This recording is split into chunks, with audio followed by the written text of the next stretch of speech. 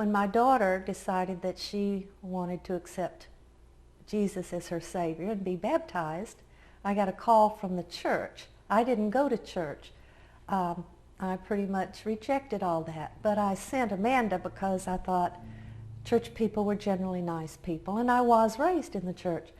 So I thought, I better talk to Amanda. And I asked her, and I said, why didn't you tell me that you wanted to be baptized in the church? And she said, I was afraid you would be mad at me. And I felt really awful. I really did. And I thought, I better study this out. This is a big decision. So I read the Bible. I spent the next, I don't know how many months, reading the Bible and studying it out, and I found out that I'd been taught a lot of things wrong that were different in the Bible. And as a result of my child, I came to a profound belief in the validity of the Bible, in the truth that we were created, that there is a Creator, and that we have a Savior. And when that happened to me, a man in my office noticed a profound change in my actions, and we had a snowstorm one day at work. And to make a long story short, I had to get a ride home with him. And he was an elderly man, and we're sitting in the car, stalled in the snow, and he said to me, he said, Mary Nell, can I ask you a question? And I said, sure, you can. And he said, do you really believe the Bible is all true? And I said, I do. I believe I do. I've been reading history and archaeology and things because I'm stubborn like a lot of young people. Of course, I was in my late 30s at that time. And anyhow, he said, I've been going to church all my life. I'm an elder or a deacon, I forget which he said. I'm there every Sunday night, and every Wednesday night.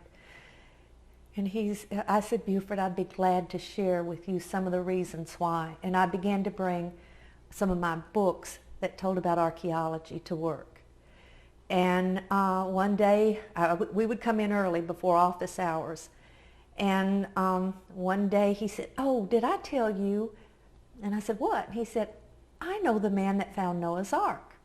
Well, I said, sure you did, because I thought I had all the books. I would go down to the Christian bookstore and buy everything. I'd never heard of this man. I'd never heard that Noah's Ark had been found. And I said, I can't find anything. Can you call him? He said, yeah, he lives, right here in Nashville. So he called him and asked him, do you have any books? Do you have any videos? This was in '87. And so he said, no, I don't. Well, a few months later, a man walked into our office, and he looked ageless, very long white beard and white hair.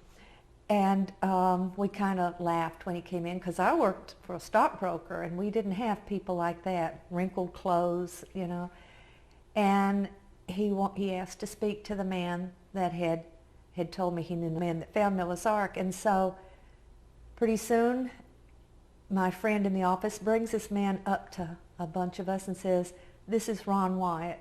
He's the man that found Noah's Ark. And he knew that there were some people interested, so he came by here to talk to you. He talked to us. There was a handful of us girls, and maybe a couple of men, I don't remember, that were interested in. It was the first time in my life I'd heard anyone speak about Jesus Christ as a real human being. I had never heard anything like it. He told us about Noah's Ark, about chariot wheels in the Red Sea. He knew where Mount Sinai was. He had been there. All the things he told, but the thing that impressed me the most was when he talked about the Ark of the Covenant. And that first day, it was April 15th, 1988. I'm 99% sure it was that day, but it was in mid-April. And at that point, I didn't really know what the Ark of the Covenant was, but I knew what it was when he finished talking. And I went home that day, and I was a single mom raising, Amanda was 13 at that time, and I told her that I was going to go to Turkey. When I decided that I wanted to go see Noah's Ark, I began calling travel agencies and saying I wanted to go see Noah's Ark, and they laughed at me. Ron told me that just a few months, 6-7 months prior to that, they had just dedicated the visitor center and made it a national park. But the travel agents laughed at me. So I had my friend in the office call Mr. Wyatt and ask him how to get there. So he did one morning. He got him on the phone, and my friend was on the phone going, okay, and then he would tell me a name, I would write it down, and finally he said, would you mind talking to her? And handed me the phone, and I put the phone up to my ear, and I said, hello, and I was so nervous. I was so nervous to talk to him, and he said, oh, you're a girl. And I said, yes, and he said, when Mr. Greenwald said that there was someone in his office that wanted to go to see Noah's Ark, I assumed it was a man. He says, you can't go out there. He says, it's very dangerous. It's not, you can't go. My heart just sank, because my thought was I wanted to go out there, I wanted to film this and come back, and I could show evidence to friends and family members who may not really believe that the Bible was true and could be trusted. So what Ron said then was, there was a silence, and then he said, can you take instructions? Can you stay out of the way? Can you afford it? Because if you can, I'm going there in May 30th, and you can come with our group. And I said, okay, I'll do it. I'm going, you know. And that was a month later, because this was, you know, right at a month prior. So what happened next was I called Ron to find out what I needed. I had to get a passport.